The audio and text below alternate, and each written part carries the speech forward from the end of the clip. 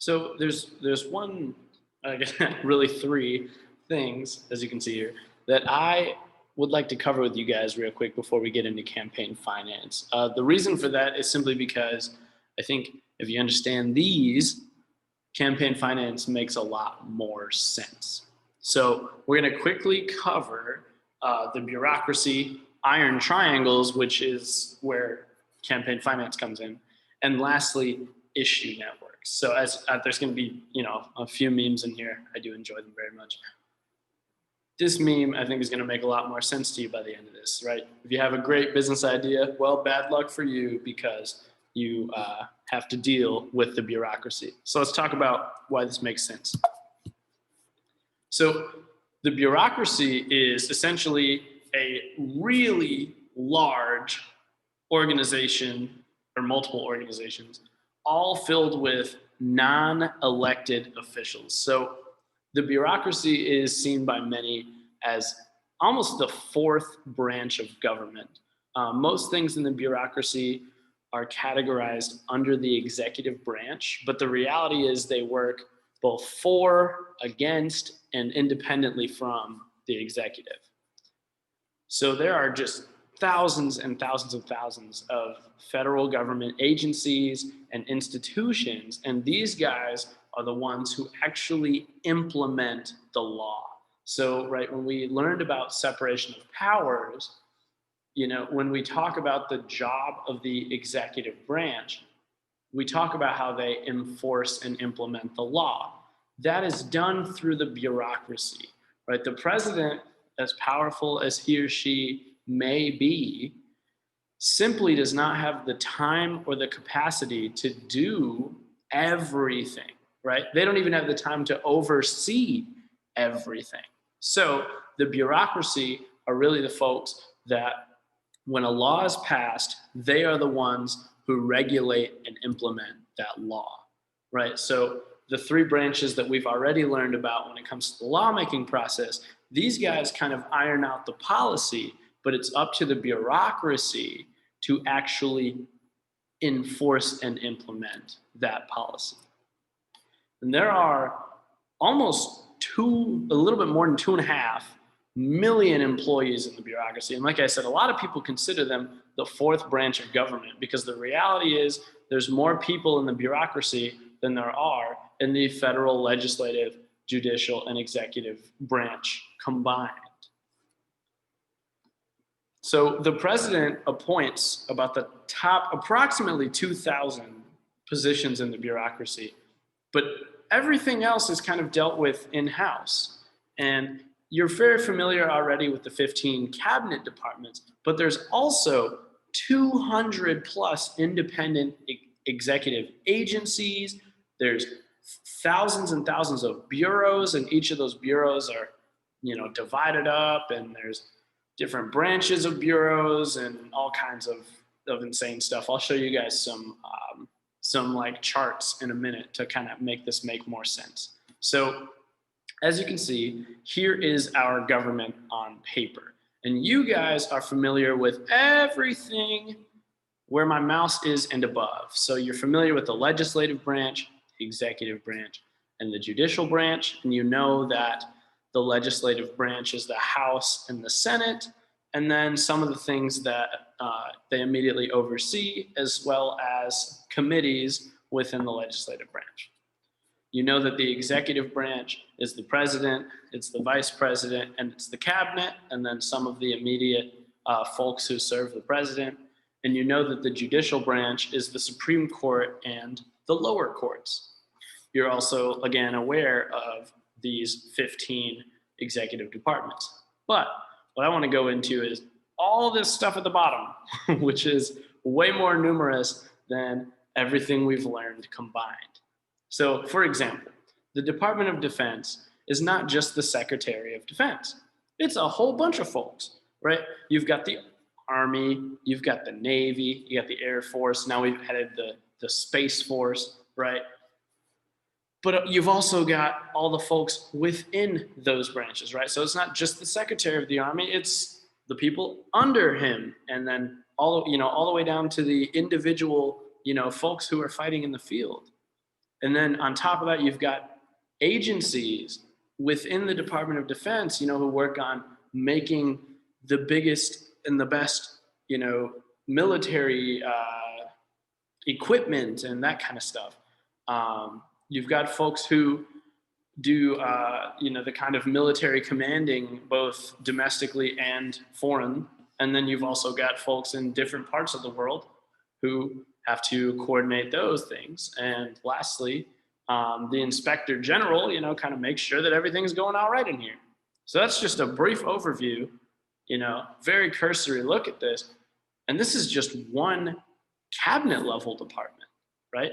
So there are just a ridiculous amount of folks in the bureaucracy. I'm just kind of showing you this to really make you understand the scope of what this looks like. If we were to talk about agencies, right, Customs and Border Protection, even within that, right, this is just one little segment. Like, if this was the Department of Homeland Security, take one little segment, we blow that up, and you've got all these people who work in that one particular facet of the Department of Homeland Security. So the bureaucracy is incredibly large. And these folks are unelected. And we'll talk about how they get there in a second.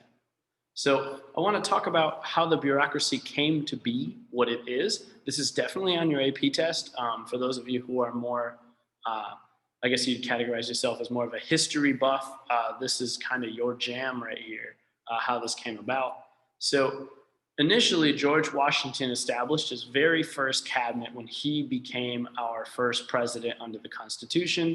And that cabinet had 3 departments. You had the Secretary of State, the Department of State, the Department of War, and the Department of the Treasury. And then Congress created the Attorney General, right, which today heads the Department of Justice.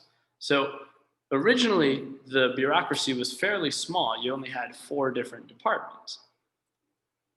Adams and Jefferson, who came shortly, these guys are president right at the beginning of the 19th century, they started filling all of these bureaucratic positions with people who supported them during their candidacy.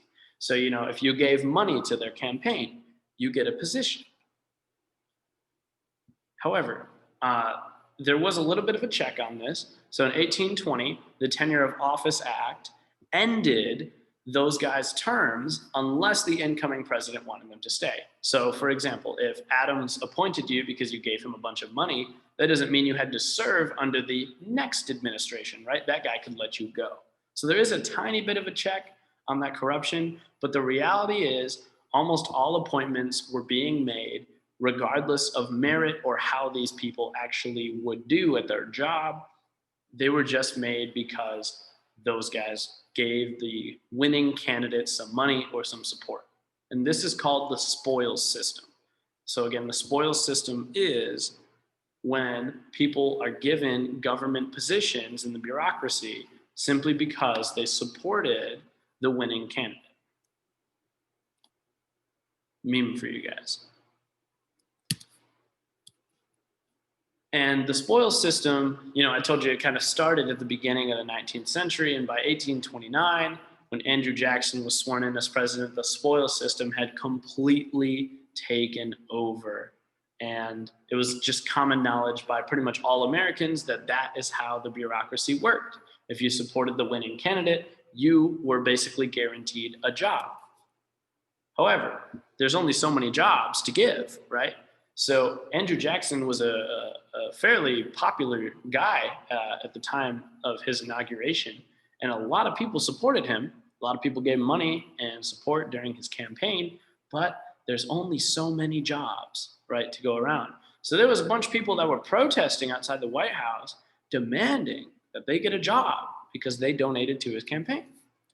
And Andrew Jackson, as a man of the people, he expanded drastically the size of the post office. He made everybody a postmaster in their specific area. So everyone got a government job that just didn't exist prior to the Jackson presidency. He also fired all cabinet members in the outgoing administration and appointed all of his best friends and his largest donors to cabinet positions. And then even folks that didn't make it onto the cabinet, he kind of kept them around as quote unquote informal advisors, or in reality, drinking buddies who got paid by the government. But this concept is called Jackson's Kitchen Cabinet, and you do need to know that for your AP test. So Andrew Jackson, again, he just appointed all of his best friends and his largest donors to cabinet positions. And a nice Oprah meme for you guys. However, in comes our Lord and Savior, my personal favorite president of all time, James Garfield. So James Garfield, kind of, coming in here at the end of the 19th century, he's tired of the spoils system.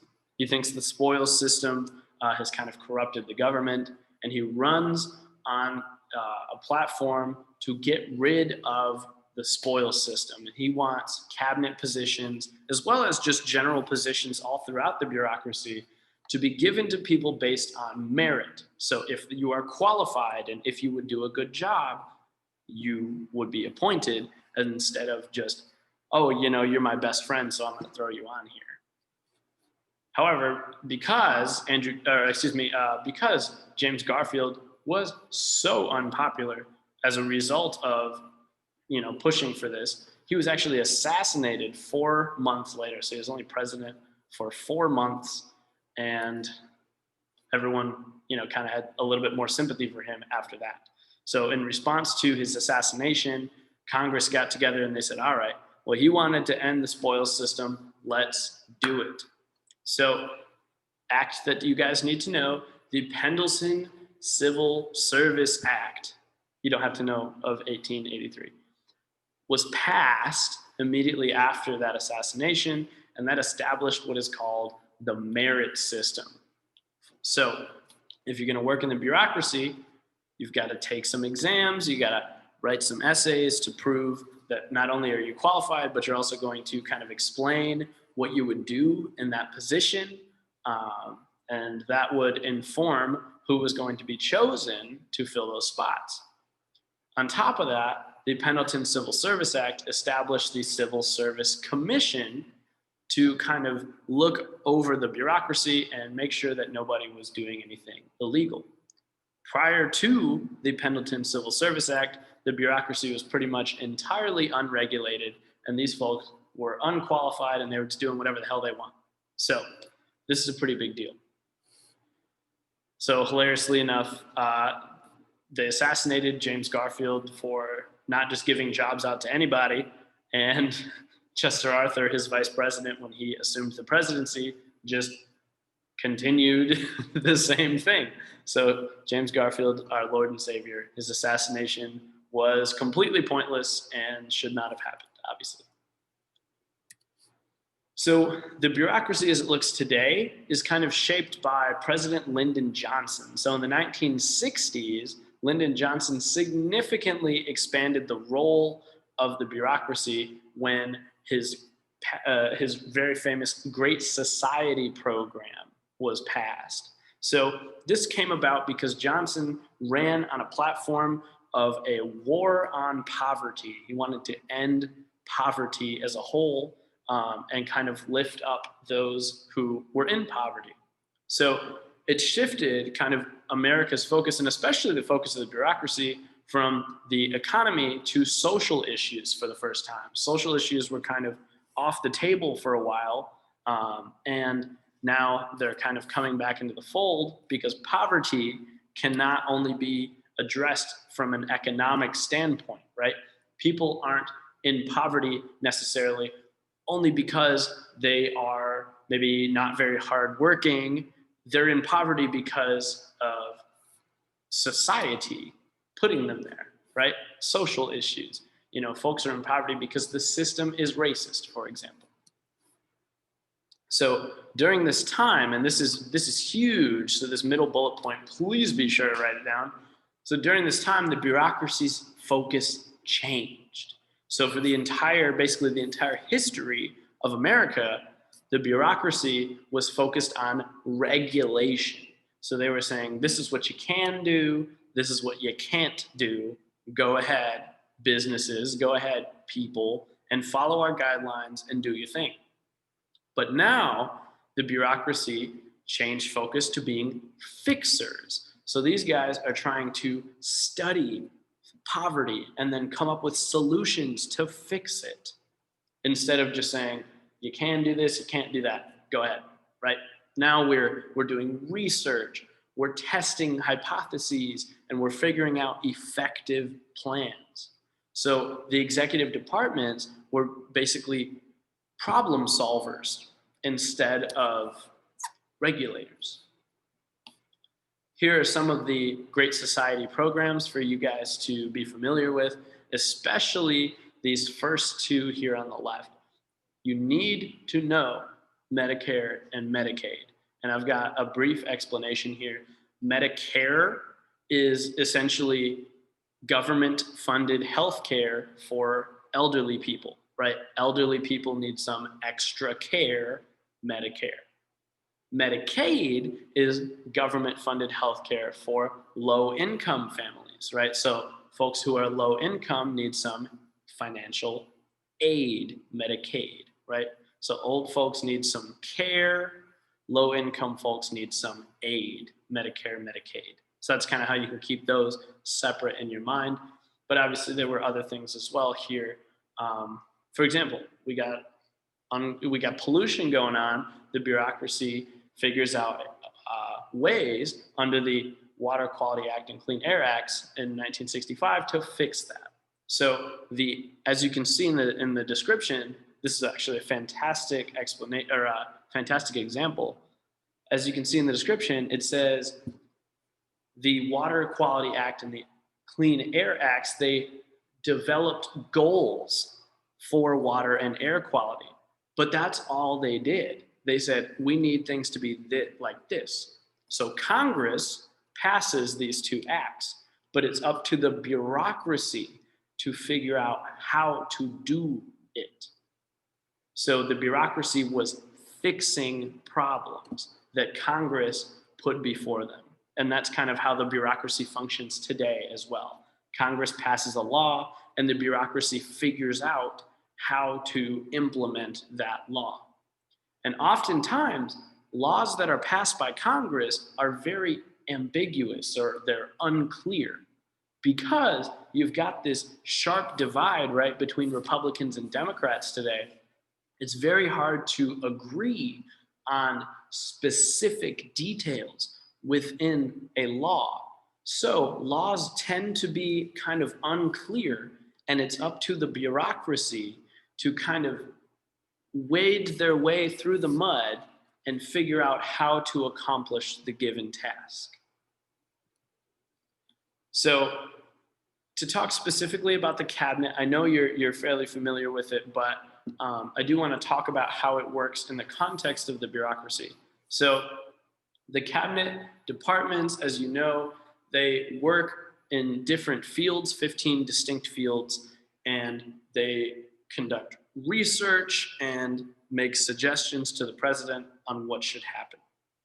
And there are 15 departments, and all of those guys kind of establish policies within their own department, but then they also advise the president on how to move forward, especially during crises.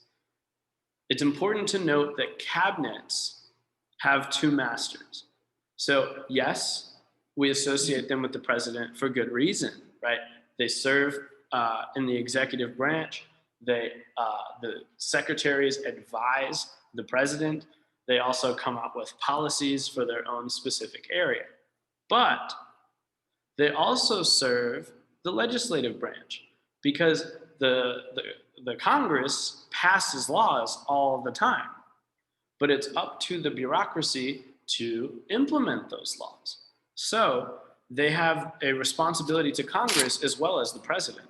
And on top of that, as you're going to see shortly, Congress is also responsible for funding the bureaucracy. So each specific department gets funding based on how Congress appropriates those funds. So if Congress wants to give more money to the Department of Defense and less money to the Department of Education, as happens quite often, they can totally do that. The actual executive departments can't really do much about that. They serve Congress as well as the president. And each secretary generally has assistants and undersecretaries, as you can see, and each department is divided into bureaus, divisions, all that good stuff, as we saw in the Department of Defense piece. So, right, you've got your 15 departments, but then each department looks something like this, where there's all kinds of different jobs within those departments. So the bureaucracy is huge. Couple other parts of the bureaucracy to touch on here. First, we've got independent executive agencies. You're definitely going to want to probably take notes and put this in a separate part of your notes. We haven't touched on these guys yet, and they are separate from the things we just went over. So independent executive agencies are fairly similar to a cabinet, but these guys have super specific jobs, whereas cabinets cover like huge, broad topics, or excuse me, cabinet positions, excuse me. That's worded very poorly. I apologize. These executive departments, these guys have huge, broad, far-reaching topics, such as the Department of Defense. There's so much that goes into that, right? But an independent executive agency has a very specific job, and generally they are service-related jobs. So the heads of these agencies are appointed by the president, and they are confirmed by the Senate, like we talked about earlier about the top 200 executive, excuse me, not executive, bureaucratic positions are appointed by the president. But these guys serve separately from these executive departments, and for pretty much all intents and purposes, they really aren't even in the executive branch, hence the name independent executive agencies. Like, technically they'd be put under there, but they operate almost entirely independently. For example, NASA, you're probably familiar with it, right? Those guys do space exploration. They find new planets. They, take a rocket to the moon or whatever, right? Those guys do all kinds of crazy stuff, but they're not under the Department of Defense, despite the fact that a lot of their things, like satellite technology, can be used for war. The EPA, the Environmental Protection Agency, is not in the Department of the Interior. The EPA, you would think, would, kind of be under the same purview as the folks who run national parks, right? But the reality is it's not. So NASA and the EPA, both of those are important, but both of those are super duper specific and therefore separate from the actual departments. And as a last example, the Small Business Administration, you would think they'd be under the Department of Housing and Urban Development, because how do you urbanly develop without small businesses, right? But again, these guys have a specific job.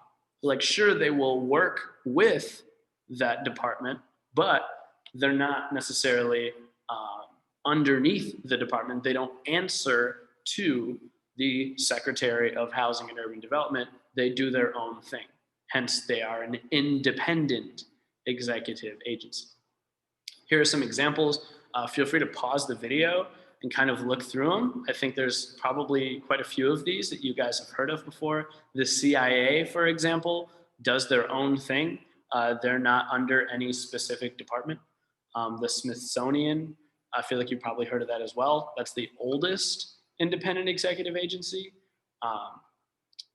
Those guys also are completely independent of everything, even though you'd think the Smithsonian would be a part of the Department of the Interior. It's not.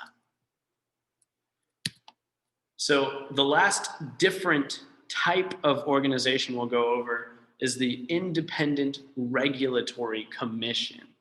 So these guys are explicitly created in laws. So Congress creates commissions, and these guys exist completely separate from all 15 departments, and they regulate specific activities. So we talked earlier about how the bureaucracy changed from being regulators to being fixers.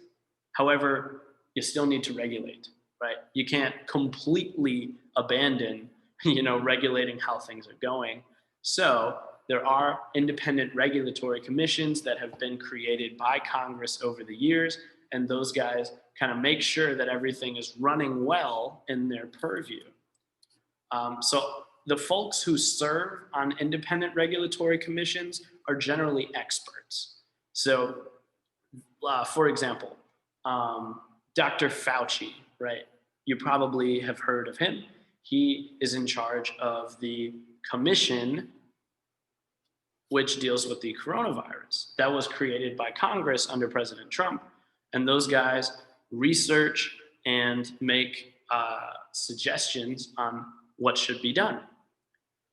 Dr. Fauci is an expert in his field. He is not a Republican. He is not a Democrat. He just does his thing. He served under Trump, and now he's serving under Biden. So these guys are pretty much free from partisan politics. They're just experts who are put there because they are good at what they do. And it's very difficult for that exact reason for them to be removed. Dr. Fauci and President Trump disagreed all the time, right? Dr. Fauci said, wear a mask. Donald Trump said, don't wear a mask. But he didn't fire Dr. Fauci because he can't. It's really, really difficult. And these guys have so much protection that has been given to them by the Supreme Court over the years, right? If you try and fire an expert just because you don't like what they say, that's illegal. So the independent regulatory commissions are super important. They exist obviously for a reason, and it's very difficult to get rid of them because they are free from partisan politics. They're simply experts who do their job. And a few examples of this, the most powerful independent regulatory commission in the country is the Federal Reserve, also known as the Fed. Those guys deal with how much currency is in the United States, and therefore they determine the worth of the dollar. And on top of that, they also make recommendations on interest rates. So those guys will say, okay, I think there should be a 2% interest rate because the economy looks like this. And everyone just kind of goes with what they say. Same thing with the amount of currency. They say, I think there should be this many dollars in circulation to help combat inflation. And everyone just says, okay, well, the Fed said so, so we're going to do it. These guys are very powerful, but they're also a bunch of experts. Only the chair of the Fed is appointed by the president. Everybody else, solely experts. The FCC, Federal Communications Commission, they regulate what's on TV, radio, that kind of stuff. And the Civil Service Commission, which we talked about getting created by the Pendleton Civil Service Act, that was abolished in 1979, but there is, basically the job that the Civil Service Commission did, there is a person who does that job now in every single department. And just to touch on the Fed real quick, in case you've ever wondered what was going on with that Federal Reserve note, that's because a dollar is a Federal Reserve note. A Federal Reserve is who determines how many dollars exist. So, I lied. I said that was the last one. We got one more. And this is the good stuff too. Government corporations, they are exactly what they sound like. So these are businesses that are created by Congress that basically do jobs that couldn't be done by private businesses. So generally speaking, we have a business for everything, right? But there are some things that are not very profitable, right? So the government steps in and they say, well, we can accrue debt, right? We can operate at a loss, which a normal business can't, right? If a business is losing more money than they make, they go out of business. But if the government loses more money than they make, nobody cares and nothing bad happens. So the government does a bunch of jobs that are unprofitable but are necessary. Now they do charge fees for their service, but those fees are much smaller than a private business would have to charge. For example, the post office. The post office is a government corporation because it's very, very difficult to make money delivering mail.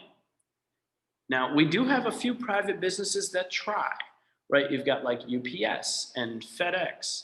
But if you guys have ever tried to ship something and you compared rates between UPS and FedEx and then the post office is almost always cheaper. UPS and FedEx are only in business because generally speaking, they can do the job a little bit faster. And some folks like that. You also have Peace Corps and AmeriCorps. I was a part of AmeriCorps before this year, actually. Those guys are basically organizations who take interested people and they train them on how to do specific jobs, such as being a teacher. And it would be incredibly unprofitable for a company to simply just train people to work for other businesses, right? No, they would never make any money. So the government does that. The National Park Service, it is very expensive to maintain a national park, as you can probably imagine. But national parks are super cheap to go to. They're a government corporation. They operate at a loss, but it's okay. And Amtrak, for example, Amtrak is a train service that still operates in the United States. The government took it over once railroads weren't making any money anymore. And now if you want to take a train, there's basically an Amtrak train from, basically any major city to any other major city. So if you go to Little Rock, you can get on Amtrak and go pretty much anywhere in the country for very cheap. A few memes for you guys, especially the one on the right, I think is just absolutely hilarious. It's really sad. Okay, so let's talk bureaucrats. So bureaucrats are the people who work in the bureaucracy. So bureaucrat, bureaucracy, right? You can kind of see that. So these guys are basically government employees and none of them are really elected. They just kind of do their thing, right? Like we've gone over, there are, yes, cabinet departments, but also independent agencies. And within those agencies, there are bureaus. And within those bureaus, there are divisions. Within the divisions, there are offices, etc. So the bureaucracy is absolutely enormous. And I think I already said this, but I'm going to say it again. There's about 2.5 million government employees. And very, very few of those are actually appointed by the president. Everybody else is in there based on the merit system. The Postal Service, for example, they employ 617,000 people. They are the second largest employer in the entire country. The bureaucracy is enormous. And for these lower level positions, right, I talked about how they're in there because of the merit system. In order to get one of these jobs, you basically have to take an exam and your exam score is compared against other people applying for that job. And if you are a veteran of a bureaucratic department or bureaucratic agency, you get additional points added onto your score. So that's kind of how that hiring process works. And then if you're working an upper level job, those guys have like the whole 9 yards. So they have tests, they have exams, they have resumes, they have all kinds of interviews. And hiring takes quite a long time. But these are quality jobs, generally speaking, and they pay a pretty decent wage. I don't know if you guys have ever thought about this, but the fact that you have to get licenses for things is kind of hilarious, but that's what the bureaucracy kind of does, right? They regulate things and then they also study them to improve them if possible.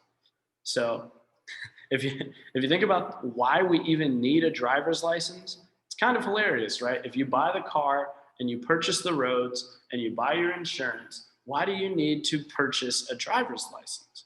The reason is because these guys studied the impact of drivers who did not have any training at all, and they realized, oh, we should probably require people to pass a driver's test, otherwise there's going to be more accidents.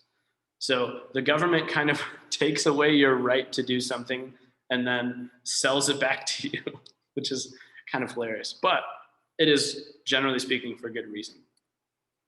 Okay, so you've learned all of the background information that you need. Here is the big thing.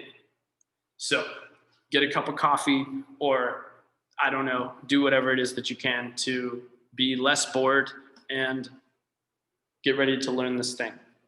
All right, iron triangles, here's your definition.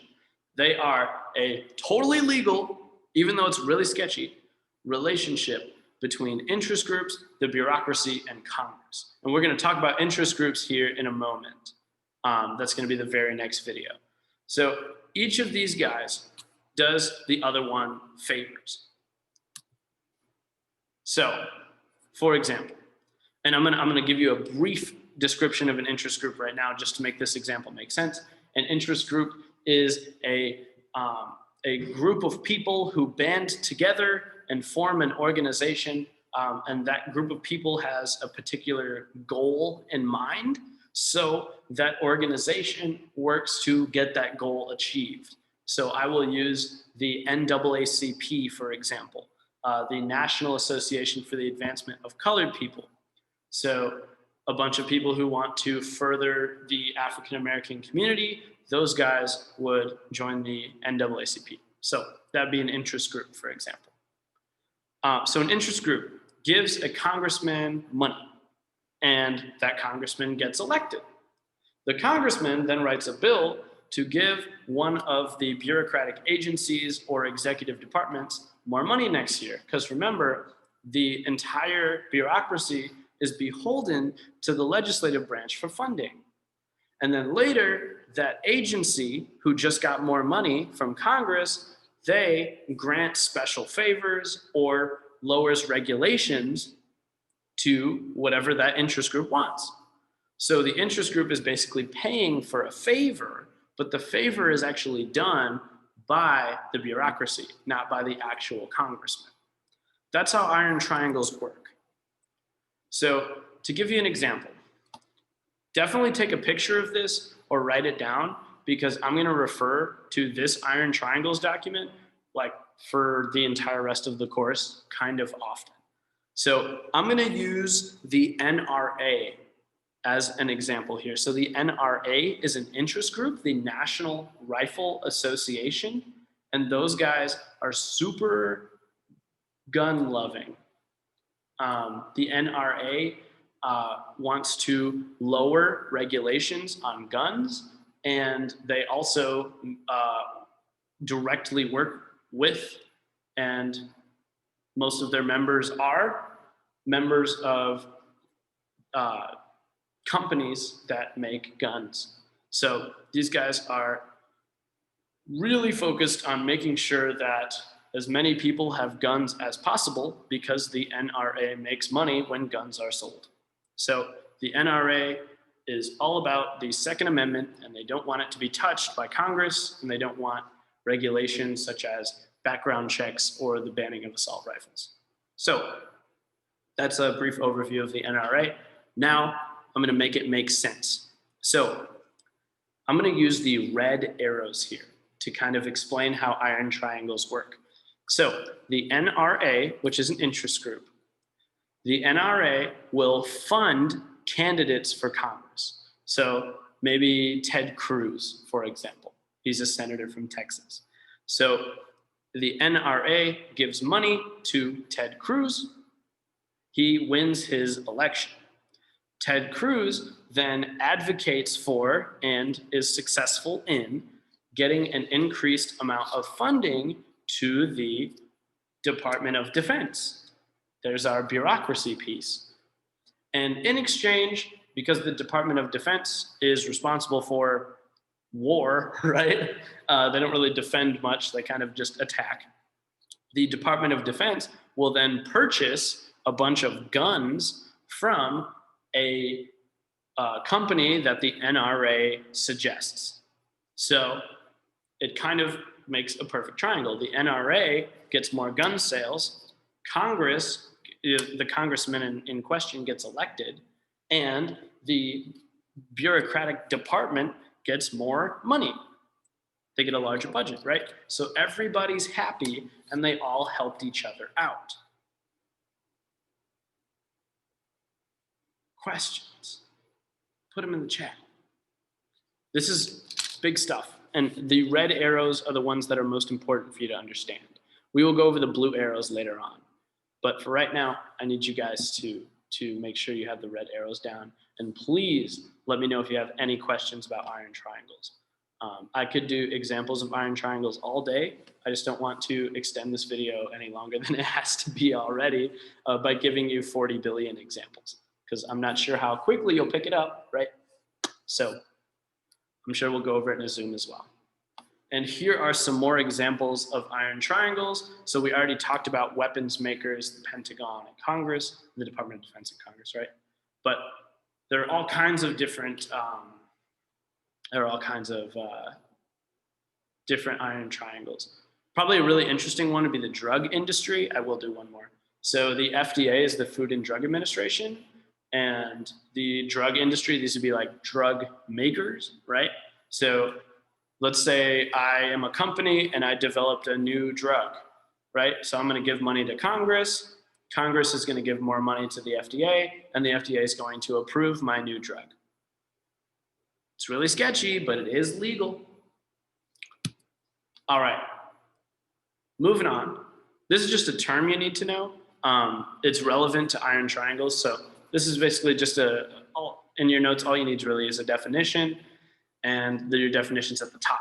So it is a term describing the movements of individuals from government positions to jobs with interest groups or lobbying firms and vice versa.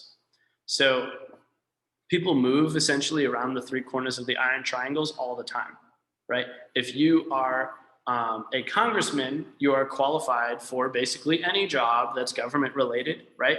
So when you leave Congress, you can go work for example, the NRA. And if you work for the NRA for a while, you can then move over to the Department of Defense. And then now you've got relationships in all three areas of the iron triangle, and you can use those relationships to get things done. Meme for you guys. And most common job for a government employee after they resign is a lobbyist. A lobbyist is a person who meets with Congress and tries to convince them to do something. Okay, I think this is the last thing on the PowerPoint. Certainly the last important thing. I don't know what else is on there after that. Okay, issue networks. So here's your definition. Issue networks and iron triangles are fairly similar to one another, but they are going to both be on your AP test quite often. And I have a very large hunch that iron triangles is going to be one of the FRQs, because it hasn't been in a few years and it usually is one. So I feel like our time is now for iron triangles. But issue networks are important to understand in order to fully grasp the iron triangle. So these are informal relationships between folks in different parts of the government, essentially. So oftentimes interagency councils are established to solve a problem. So interagency meaning involving more than one agency. So these guys would be interest groups, members of congressional committees, and government agencies. So for example, an interest group that deals with banks, the Congressional Budget Committee, and the Federal Reserve, right? That could be an interagency council. Those guys would be tasked with maybe getting us out of a recession. So more often than not, people who are in an interagency council already know each other. So part of the revolving door piece, right, is that you work in multiple different parts of the government, all of which are related to your field of choice, and you make friends in multiple different areas. So during these interagency councils, these folks will already know each other and they're able to work together well.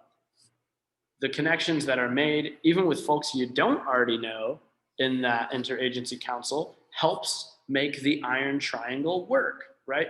If you were maybe thinking to yourself when we were going over it, well, how is that favor communicated all the way across the triangle so it can get back to the interest group? And the answer is issue networks. So issue networks make iron triangles work.